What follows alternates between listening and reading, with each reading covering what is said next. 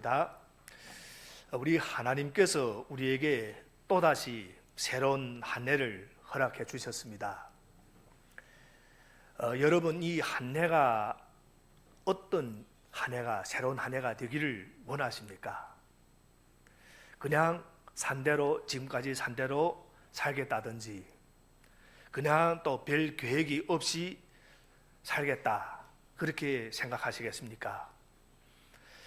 저 개인적으로도 교회적으로도 무엇보다 하나님의 말씀이, 은혜의 말씀이 증언되는 그런 놀라운 역사가 있는 한 해가 되기를 소망합니다.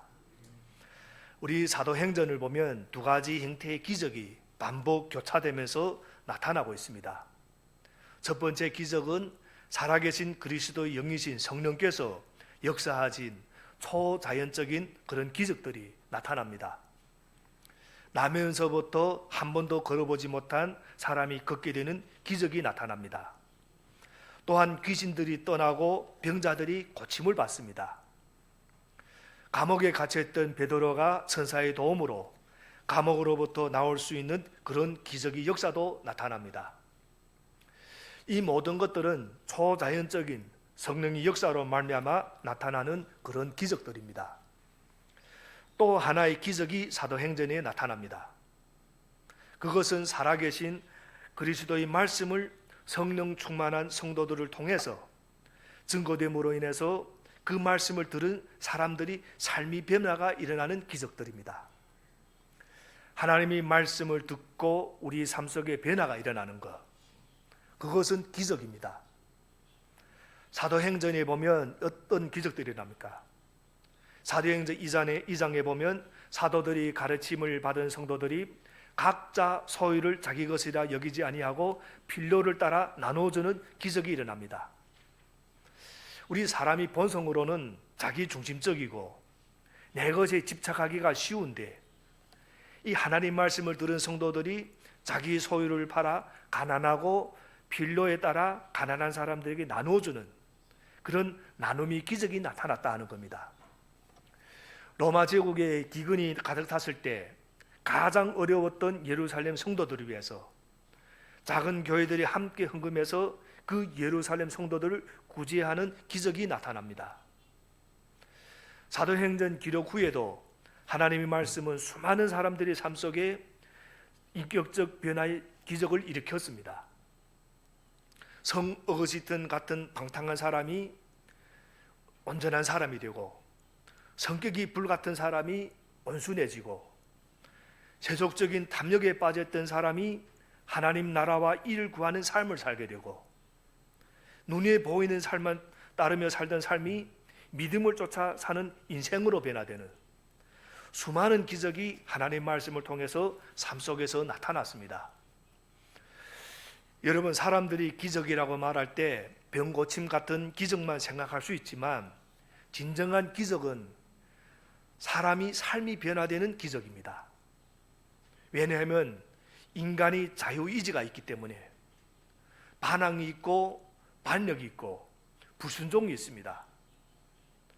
원치 않으면 말씀을 듣고도 거부할 수 있는 것이 우리 인간입니다. 사람들이 하나님 말씀을 받아들이고 그 말씀 앞에 항복하고 그 말씀 앞에서 회개하고 그 말씀 앞에서 인격이 변화되는 기적이 더 어렵다 하는 것입니다. 하나님 말씀이 증언될 때 놀라운 것은 자신이 인생의 목적을 깨닫게 되고 그 의미를 찾게 된다는 것입니다. 거기에서부터 삶의 변화가 일어나고 인격이 변화되는 기적이 일어나게 되는 것입니다. 사도행전에서는 이러한 삶의 변화가 많은 곳에서 일어나는 것을 볼 수 있습니다. 우주와 역사가 어디로 가고 있는지, 왜 세상이 존재하는지, 우리가 왜 이 세상에서 존재하는지, 그 모든 목적과 의미를 깨닫게 하는 지혜가 어디에 있습니까? 바로 성경에 있다는 겁니다. 여러분, 우리 믿음이 강하다 하는 것은 믿음이 강하다, 이것은 어떤 뜻인가?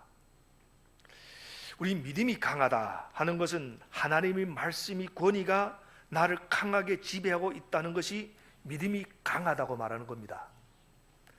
가끔 우리가 착각하는 거 있습니다. 믿음이 강한 사람인지 고집이 강한 사람인지 구별이 안 되는 겁니다. 어떤 반대가 있어도 포기하지 않는다. 많은 반대가 있어도 믿음으로 뚫고 나간다. 그런 면에서 이 믿음이 강한 것과 이 고집이 강한 것이 비슷해 보이지만 그 결과는 분명한 차이가 있습니다. 고집이 강하면 무엇이 일어납니까? 분열이나 다툼이 일어납니다. 믿음이 강하면 하나됨이 일어납니다. 왜냐하면 믿음은 하나님의 말씀이 나를 강하게 지배하기 때문에, 말씀이 권위가 나를 사로잡는 겁니다. 내 생각과 내 주관에 사로잡힌 것이 아니라 말씀 앞에 순종하는 것이기 때문에, 그래서 믿음이 강하면 하나됨이 역사가 일어나는 것입니다. 우리 요한복음 6장에서 오병이어의 기적을 일으켰을 때 많은 사람들이 예수님을 왕으로 세우려고 따라다녔습니다. 예수님은 그것을 피하셨지만 그들은 갈릴리 바다 건너편까지 따라옵니다. 그 무리들에게 예수님이 이런 말씀합니다. 너희들이 나를 따르는 것은 이 표적을 보고 나를 따르는 것이 아니라 떡을 먹고 배불렀기 때문이다. 너희들이 나를 왕으로 삼으려고 하는 것은 떡을 먹고 배불리는 이런 기적만 만들어내려는 것이 아니냐. 그러자 그들이 이렇게 반응합니다. 요한복음 6장 60절을 보면 이 말씀이 이렇게 어려우니 누가 알아들 수 있겠는가? 그들이 한 반응입니다. 그러니까 어려운 것이 아니라 자기들이 바라는 것과 다르니까 깨닫지 못하는 것입니다. 어렵다고 하는 겁니다. 그 말씀이. 빵은 먹고 싶은데 내가 생명이 떡이다 이런 말씀을 자꾸 하니까 질린 것입니다. 그래서 많은 사람들이 떠나갔고 함께 다니지 않았다고 합니다. 마지막으로 예수님이 이제 그 12제자에게 물었습니다. 너희까지 떠나가려 하느냐? 그때 그 베드로가 정답을 합니다. 옳은 말합니다. 주님, 우리가 누구에게로 가겠습니까? 선생님께는 영생의 말씀이 있습니다. 이게 베드로가 한 고백입니다. 예수님은 기적만 따르는 자가 아니라 말씀을 따르는 자를 만들기를 원하셨다는 겁니다. 우리를 때로는 병 고친 문제 해결의 기적이 우리에게 필요합니다. 그러나 이런 기적만 목적이 되는 것이 아니라 우리 삶이 변화되는 기적이 더욱 필요하다는 겁니다. 말씀이 나를 지배하고 말씀이 권위에서 움직여지는 은혜의 말씀이 증언되는 기적이 우리에게 일어나야 할 줄로 믿습니다. 오늘 본문 앞에 있는 14장 1절 말씀 우리 함께 읽겠습니다. 14장 1절 말씀. 바울과 바나바는 이고니온에서도 이전과 마찬가지로 유대 사람이 회당에 들어가서 말하였다. 그래서 유대 사람과 그리스 사람이 많이 믿게 되었다. 여기 중요한 표현이 하나 나옵니다. 이고니온에서도 이전과 마찬가지로. 혹시나 개역 개정 성경을 사용하시는 분은 이 개역 개정에는 이 표현이 안 나올 겁니다. 그러나 헬라어 원어에는 두 사도가 평소와 같이라는 말이 나옵니다. 또 일본어 성경에도 이런 표현이 나옵니다. 이고니오 데모. 그러니까 평소에 하던 대로 바울과 바나바는 유대인이 회당에 들어가서 복음을 전했다는 것입니다. 이고니온 회당에서 그들이 복음을 전하자 많은 유대인들과 헬라인들이 믿게 되었습니다. 2000년 전 헬라인과 유대인은 비록 로마 제국이라는 한 지붕 아래서 살긴 했지만 그러나 그들은 모든 면에서 달랐습니다.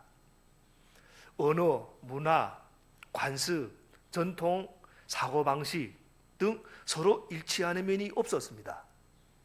특히 유대인들은 유일신을 믿고 헬라인들은 다신교를 믿는데 우리 그리스 신화에 보면 얼마나 많은 신들이 등장합니까?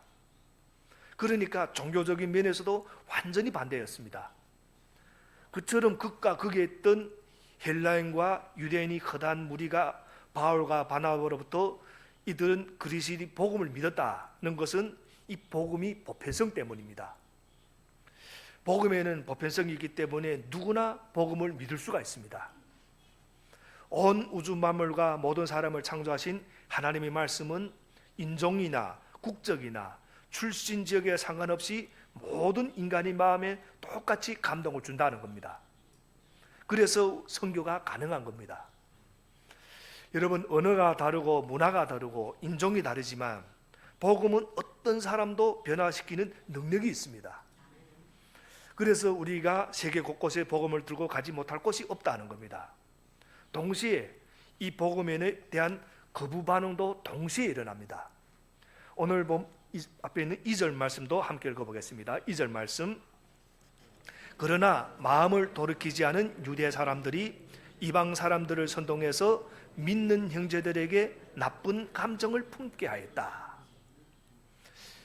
이고니에서 유대인과 헬라인이 허다한 무리가 바울이 전한 복음을 믿었지만 모든 유대인과 모든 이방인이 다 그랬던 것은 아니었다는 겁니다. 복음을 거부한 유대인들도 있었습니다. 그들은 자신들이 복음을 거부하는 것으로 만족하지 않고 그것이 헬라 사람들을 선동해서 바울과 바나바 그리고 그들을 통해 복음을 영접한 이고니온이 그리스도인들에 대해서 나쁜 감정을 품게 했습니다. 나쁜 감정을 품게 했다는 것은 감정을 일으켰다는 것 말입니다. 항상 우리도 보면 실제 삶 속에서 누가 문제를 일으킬 때 보면 사실이 뭔가가 중요하지 않습니다. 사실은 분명히 있지만 그것보다 내 기분이 좋으냐 나쁘냐가 중요할 때가 더욱 많습니다.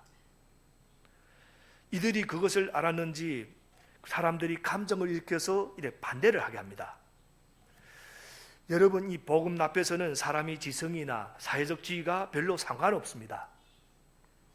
평소에는 아주 진리를 따라 사는 사람 같아 보여도 복음을 완강하게 거부하는 사람이 있는가 하면 평소에 진리와는 전혀 무관해 보이는 사람들이 의외로 복음을 쉽게 받아들이는 경우도 있습니다.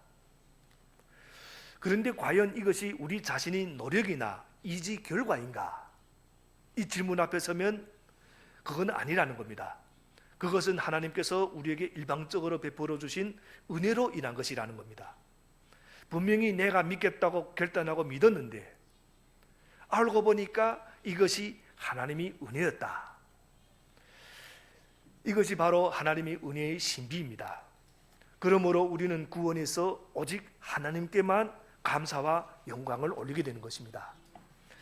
2절에서 또 한 가지 볼 수 있는 것은 성경의 이야기는 항상 반복된다는 것입니다. 비시디아 안디옥에서 무슨 일이 있었습니까? 오늘 보면 앞에 있는 13장에 나오는 내용입니다.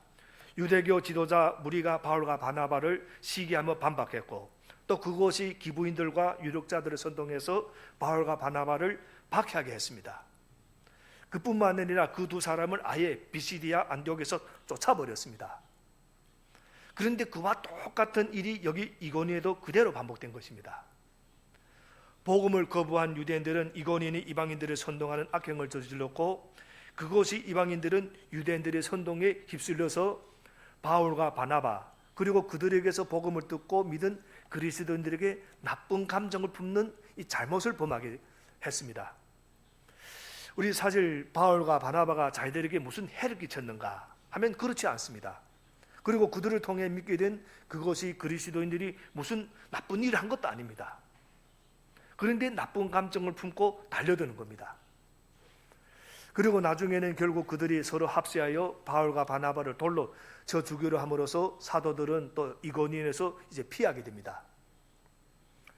장소와 사람은 바뀌었는데도 비시디아 안디옥과 이고니온이 멀리 떨어져서 아주 다른 곳인데도 비시디아 안디옥에서 일어난 일들이 판에 박은 뜻이 이고니온에서도 반복되었다는 겁니다. 이것은 지금도 똑같습니다. 성경이 이야기하는 이야기는 성경 기록이 끝난 2000년 전에 끝난 것이 아닙니다. 성경 속에서 일어난 모든 일이 성경이 쓰인 후로부터 500년 후에도 반복되었고 1000년 후에도 반복되었고 2000년이 지난 지금에도 반복되고 있으며 앞으로도 주님 오신 날까지 계속 반복될 겁니다. 그러므로 그 반복되는 성경의 이야기 속에서 우리 각자가 어떤 삶을 사느냐가 참 중요하다는 겁니다. 자신들이 이익을 위해 진리를 짓밟고 사람을 선동하는 악행과 모함을 일삼으며 살거나, 또 무지 속에서 남에게 선동을 당하며 살 것인지, 아니면 복음의 진리를 위해 사람들이 온갖 모함과 박해와 위협을 당하면서도 하나님의 말씀을 따라 살 것인지를 우리가 결정하며 나아가야 한다는 겁니다. 복음을 선택하고 그 길을 걸어간 바울과 바나바를 통해 하나님께서는 그 시대의 역사를 새롭게 하셨습니다. 오늘 금년 2024년도 그 복음이 금년이 그 표로 정한 말씀이 우리 3절 말씀, 우리 함께 읽겠습니다. 3절 말씀 다시 한번 함께 읽겠습니다. 두 사도는 오랫동안 거기에 머물면서 주님을 의지하여 담대하게 말하였다. 주님께서는 그들의 손으로 표징과 놀라운 일을 행하게 하셔서 그들이 전하는 은혜의 말씀을 확증하여 주셨다. 세 번의 성경으로 읽은 말씀입니다. 이 바울과 바나바는 자신들을 배척하는 무리 선동하는 악행과 또 선동을 당하는 사람들이 무지가 반복되는 것에 기분 나빠하거나 개의치 않고 이고니에서 오랫동안 머물면서 주님을 위하여서 담대히 복음을 전했습니다. 그럴 때 주님께서는 표징과 놀라운 일로 당신이 그들과 함께 하심을 친히 보여주셨습니다. 구체적으로 어떤 표징과 놀라운 일인지 알 수는 없지만 병자가 낫는다거나 하는 기적들이 아마 일어났을 겁니다. 그러면서 주님이 함께 하고 계신다는 그 표시를 보여주신 겁니다. 사도 바울이 온갖 박해와 시련과 고난 속에서도 평생 주님이 증인으로 살기를 마다하지 않았던 것은 자기가 주님이 증인으로 살아갈 때 주님께서 언제나 함께하고 계신다는 것을 확인시켜 주셨기 때문입니다. 다시 말하면 바울이 남들보다 더 잘나거나 마음이 더 강해서가 아니라 주님께서 자기와 함께 하신다는 것을 늘 경험했기 때문에 계속 그렇게 해서 나아갔던 것입니다. 여러분, 주님께서 자신과 함께하고 계심을 가장 손쉽게 확인할 수 있는 방법이 바로 주님이 증인으로 살아가는 겁니다. 그러니까 주님이 증인으로 마음의 결단을 하고 나아가다 보니까 정말 주님이 함께 하시는 그 표시가 나타나고, 또 주님이 함께 하시는 표시가 있으니까 계속 주님이 증인으로 나아가는 이 복음이 그 선순환이 일어나게 되는 것입니다. 여러분, 혹시 하나님을 믿는다고 하는데도 하나님이 정말 나와 함께 해주시나, 하나님이 정말 나를 인도해 주시는 건가 하는 의심이 있는 분들이 계십니까? 나는 한 번도 하나님이 인도해 주시는 것을 경험한 적이 없다, 한 번도 하나님이 음성을 들려준 적이 없다 라고 하는 분이 계십니까? 만약 그렇다면 하나님이 정말로 함께 하지 않으셔서 그런 것인가? 인도하지 않으셔서 그런 것인가? 아니면 말씀하지 않으셔서 그러신 것인가? 우리가 한번 잘 생각해 봐야 됩니다. 여러분, 주님에게 문제가 있는 것이 아닙니다. 그것은 나 자신이 그동안 주님의 말씀에 자기 자신을 맡기고 그 말씀에 따라 한 번도 산 적이 없다는 것을 의미하는 겁니다. 하나님의 말씀에 자신을 내던져 본 사람만이 하나님이 나를 이끌어 주시는구나 하고 느낄 수가 있기 때문에, 그래서 바울과 바나바가 그런 반대와 고난과 박해를 무릅쓰고 일관되게 또 담대하게 하나님의 말씀을 가르치고 증거하고 고난 속에서 더욱 강한 믿음과 의지를 가지고 사명을 감당할 수 있었던 것은 그 바울과 바나바의 힘이 원천이 어디에 있었는가? 3절 뒷부분에 보면 그들이 전하는 은혜의 말씀을 확증하여 주셨다라는 이 표현이 나옵니다. 개역개정에서는 자기 은혜의 말씀을 증언해 주셨다. 이 자기라는 말씀은 하나님이시라는 말씀입니다. 하나님이 은혜의 말씀을 증언해 주셨다. 그래서 이 말은 하나님의 말씀과 기적이 상관관계를 보여줍니다. 이 두 사도에게 기적, 즉 표징과 놀라운 일들이 왜 나타났는가?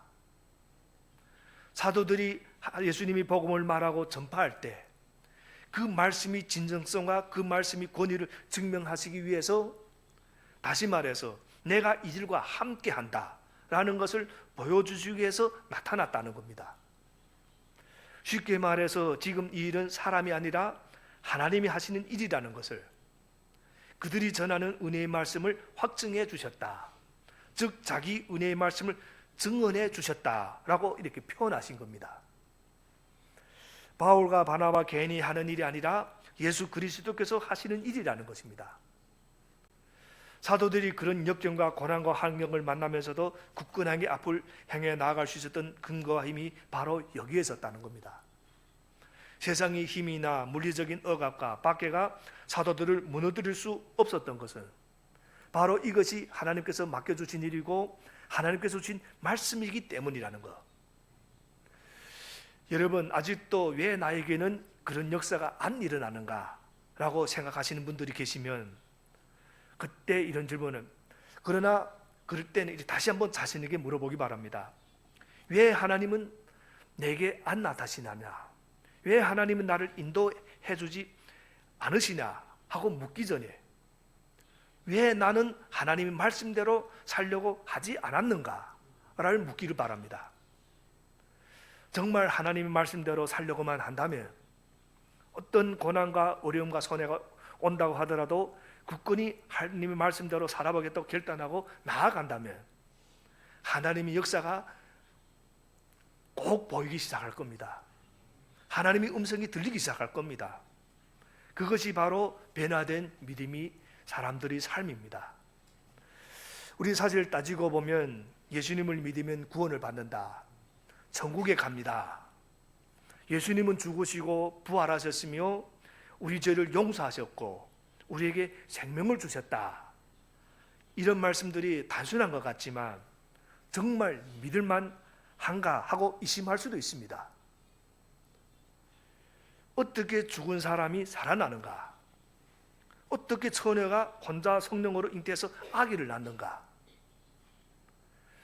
사실 이런 것들을 믿는다는 것이 기적입니다.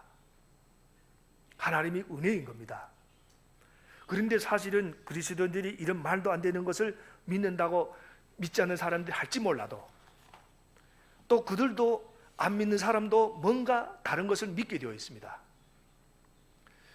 여러분, 지금 내가 알고 있는 것은 내가 하나하나 모두 확인해서 믿는 게 아닙니다. 우리가 지금 내가 알고 있고 내가 믿는 것들, 내가 하나하나 다 체크를 하고 확인해서 믿는 게 아닙니다. 누군가가 그렇다고 하니까 내가 그것을 믿기로 결정해서 그렇게 해서 아는 것입니다. 아주 흔한 예로 진화론에서 원숭이가 사람이 되었다 하는데 누가 본 적이 있습니까? 우리 중 아무도 원숭이가 사람이 되는 과정을 본 사람이 없습니다. 이 자리에 누가 원숭이가 사람이 되는 과정을 본 사람이 있습니까? 없을 겁니다. 그런데 일부분의 과학자들이 그렇다고 하니까, 또 어릴 때부터 학교에서도 그렇게 가르치니까 내가 그것이 사실이라고 받아들이고 결정하고 하니까 그걸 믿는 겁니다. 그래서 우리 모든 것은 다 내가 결정해서 받아들이고 믿고 하는 것이라는 겁니다. 어떻게 그런 것을 믿을 수 있는가 하지만 정말 얼토당토하는 것을 믿는 사람들이 정말 많습니다. 우리 교회 안에서도 말도 안 되는 소문을 믿고 그것을 사실로 받아들이고 수근수근하는 모습을 가끔 보게 됩니다.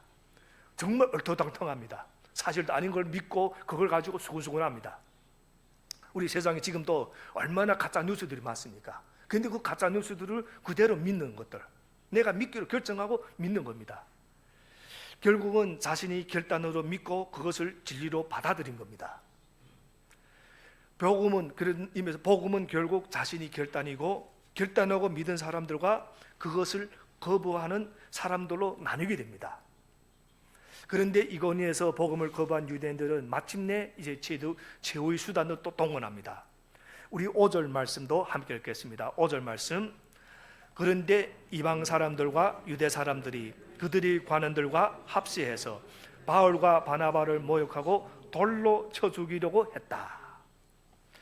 복음을 거부한 유대인들과 그들에게 선동당한 이방인들은 이고니온의 관리들까지 끌어들여 바울과 바나바를 돌로 쳐 죽이려고 했다는 겁니다. 이들이 무슨 돌 맞아 죽을 일을 했는가? 그렇지 않습니다. 유대인이 율법에 의하면 혹시 그럴 수도 있지만 이고니의 사람들이 법대로면 그들이 무슨 일을 한 게 아닙니다. 말도 안 되는 일을 지금 그들이 하고 있는 겁니다. 그런데 또 거기에 선동이 됩니다. 이제 두 사도는 그 사실을 알고 루가오니아 지방에 있는 누스데라와 더베 근방으로 이제 피신하게 됩니다. 6절 7절 말씀도 함께 읽겠습니다. 6절 7절 말씀. 사도들은 그것을 알고 루가오니아 지방에 있는 두 도시 루스드라와 더베와 그 근방으로 피하였다. 그들은 거기에서도 줄곧 복음을 전하였다. 그 후에도 끊임없는 모함과 박해와 시련과 살해 위협에 시달린 바울의 인생은 여러 번 자신의 뜻과는 다르게 전개됩니다. 자기가 생각한 것과 다르게 전개될 때가 너무나도 많았습니다. 그러나 바울을 고통 속으로 몰아넣는 것은 그 같은 그 길이 사실은 인간의 머리로는 도저히 상상할 수 없는 신비스러운 하나님의 섭리를 이루어가는 그 과정이었다는 것을 우리는 사도행전을 통해서 그 과정을 나중에 우리가 다 알게 됩니다. 그 복음의 씨앗이 많은 곳에 뿌려진 겁니다. 그래서 우리가 지금 여기까지 와서 이렇게 신앙생활을 하며 사는 것도 그렇습니다. 과거를 돌아보면 우리 한번 생각해 보겠습니다. 내가 어떻게 해서 여기까지 와서 살고 있는가? 어쩔 수 없이 왔을 수도 있고 떠밀려서 왔을 수도 있고 전혀 계획하지 않았는데 여기 와 있을 수도 있습니다. 그런데 놀랍게도 남에 의해서 오거나 어쩔 수 없이 온 줄 알았는데 하나님이 나를 여기로 부르신 뜻이 있었구나 하고 깨닫게 되는 것이 바로 믿음입니다. 그래서 바울은 하나님이 그 신비스러운 섭리 손길에 자신의 삶을 기꺼이 맡기면서 평생을 걸어갔다는 겁니다. 보잘것없는 유한한 인간은 오래 살아봐야 100세에서 120세, 그런 유한한 인간에게 영원하신 하나님이 신비한 도구로 쓰임받는 삶보다 더 귀한 삶이 없다는 사실을 바울은 확실하게 알았기 때문입니다. 여러분, 신실하게 하나님의 말씀을 따르며 산다는 이유만으로 혹시 모함을 받거나 시련을 겪거나 불이익을 당할 때, 그래서 자신의 인생이 자신의 뜻과는 무관하게 전개되는 것처럼 보일 때 결코 절망하거나 그 길을 가기를 두려워하지 마시기 바랍니다. 그 길이야말로 놀랍게도 내 삶을 통해 하나님 뜻이 이루어지는 놀라운 신비로운 도구가 될 수가 있다는 겁니다. 하나님의 말씀을 힘입어 그 길을 따르는 나의 삶을 통해서 하나님은 바로 그 길에서 반드시 누군가를 살리실 겁니다. 바로 우리를 통해서. 그래서 얼마나 놀라운 일인지 모릅니다. 이것을 알고 그 길을 걸어 나가는 사람, 어떤 박해나 위험이나 고난에도 불구하고 그 길을 계속 걷는 사람이 믿음의 사람이 인생입니다. 그것을 아는 사람만이 언제 어디서나 하나님의 말씀에 자신을 던지며 계속해서 나아갈 수가 있기 때문입니다. 수많은 선교사님들의 삶이 이것을 증명해주고 있습니다. 자신들이 헌신했던 그 땅에서 엄청난 고난을 당했지만 복음을 붙들고 계속해서 걸어갔습니다. 그렇게 지금이 한국 교회가 있고 일본이 교회가 있는 겁니다. 그냥 된 게 아닙니다. 그렇게 우리까지 믿게 된 것입니다. 하나님은 오늘도 이러한 복음 역사에 동참하며 쓰임받을 일꾼들을 찾고 계십니다. 우리 고배동부교회가 새로운 한 해에도 바로 그 복음에 쓰임받는 교회, 은혜의 말씀이 증언되면서 수많은 표징과 놀라운 일들이 일어나는 교회가 되기를 주님의 이름으로 축원합니다.